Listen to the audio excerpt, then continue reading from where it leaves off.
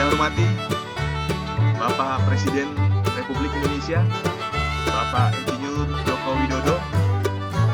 Yang saya hormati Ibu Ketua Dewan Perwakilan Rakyat Republik Indonesia.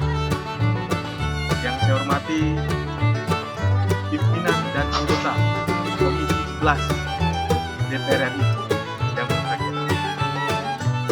Dan spesial untuk Ketua Dewan Komisioner Otoritas Jasa Keuangan OJK dan seluruh komisioner OJK yang luar biasa.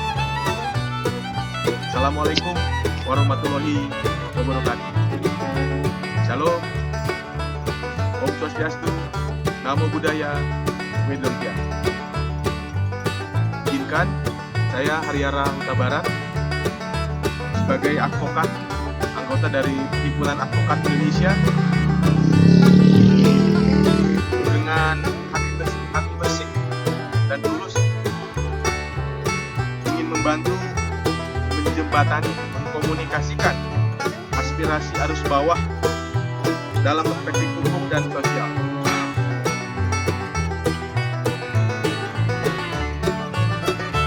Pak Presiden yang saya hormati, pada tanggal 24 Maret 2020, Bapak pernah menyampaikan pidato yang sangat luar biasa indah bagi kami dan sangat menyejukkan hati kami.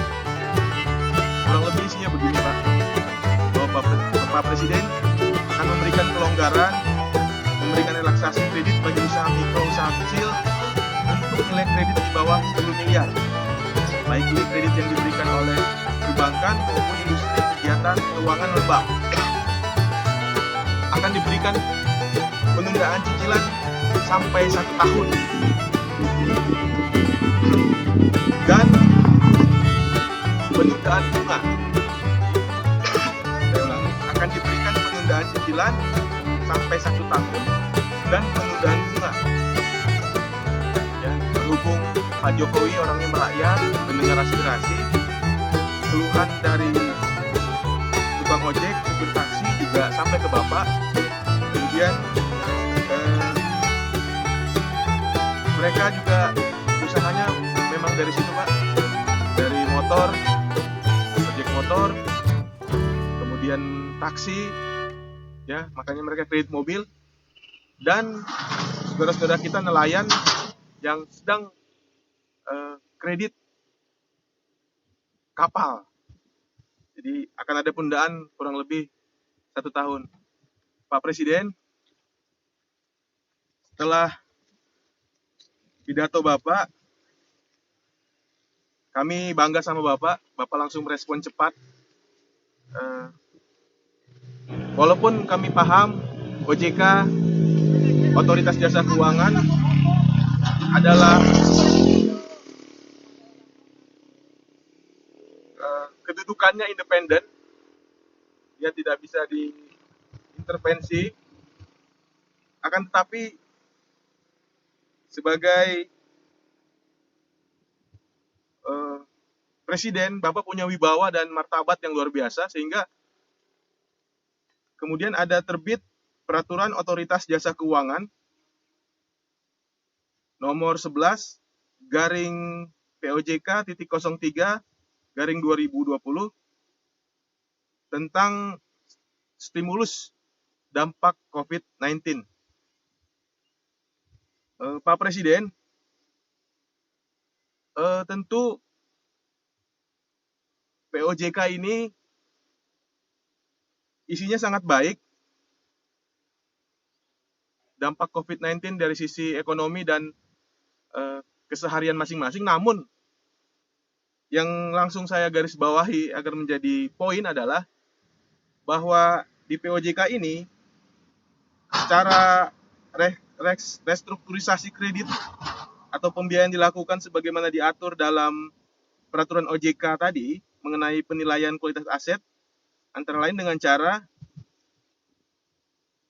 pertama ada penundaan suku bunga, penurunan suku bunga, perpanjangan jangka waktu, pengurangan tunggakan pokok, pengurangan tunggakan bunga, penambahan fasilitas kredit atau pembiayaan, dan atau konversi kredit atau pembiayaan menjadi penyertaan modal sementara. Pak Presiden, saya tahu Bapak punya hati untuk para tukang ojek, supir taksi, nelayan. Pak Presiden, saya berharap OJK dapat menerjemahkan pidato Presiden itu lebih kontekstual dan lebih membumi. Ya. Dalam kesempatan ini saya sampaikan Pak Presiden, tukang ojek, supir taksi, nelayan, dan saudara-saudara kita yang sangat lemah tidak ingin dikasihani sama sekali. Tetapi karena COVID-19 dan sudah terbitnya peraturan pemerintah tentang PSBB, pembatasan sosial berskala besar, inilah yang menjadi alasan utama. Ya, bukan dibuat-buat. Mereka ingin bekerja keras, mereka ingin hidup dari keringatnya. Tetapi jika POJK yang sekarang ini tidak dirubah atau diterbitkan POJK yang baru menggantikan POJK sekarang, agar jelas klausulnya bahwa penundaan itu bisa dilakukan sehingga bank dan leasing tidak salah menerjemahkan pidato Presiden. POJK ini perlu diperbarui Pak Presiden. Walaupun OJK itu independen, tetapi saya paham kepada siapa kami mengadu. Kami sangat berharap Komisi 11 DPR, Ketua DPR, betul-betul mendengarkan masalah ini. Begitu banyak yang berteriak masalah ini. Niat saya hanya ingin menyampaikan bahwa peraturan ini buatan manusia, bisa dievaluasi, dan kami berharap apa yang disampaikan Bapak Presiden itu sungguh bisa menenangkan rakyat Indonesia, baik itu tukang ojek, supir taksi, nelayan. Saya sangat berharap POJK ini dapat dirubah, Pak Presiden, sehingga klausul penundaan itu bisa diterjemahkan oleh bank, sehingga bank bisa mengimplementasikannya kepada nasabah, yakni kepada driver online dan nelayan tadi. Dan saya juga berharap Pak Presiden juga memperhatikan perbankan dan industri non-perbankan lainnya yang memang terkena dampak COVID-19 jika penundaan dalam waktu 1 tahun yang menurut Bapak sampaikan di pidato tersebut, itu Bapak perlu buat stimulusnya juga agar mereka juga mampu. Jadi ini pidato Bapak itu bisa dibumikan, bisa direalisasikan secara konkret, sehingga tidak terjadi miskomunikasi antara lembaga.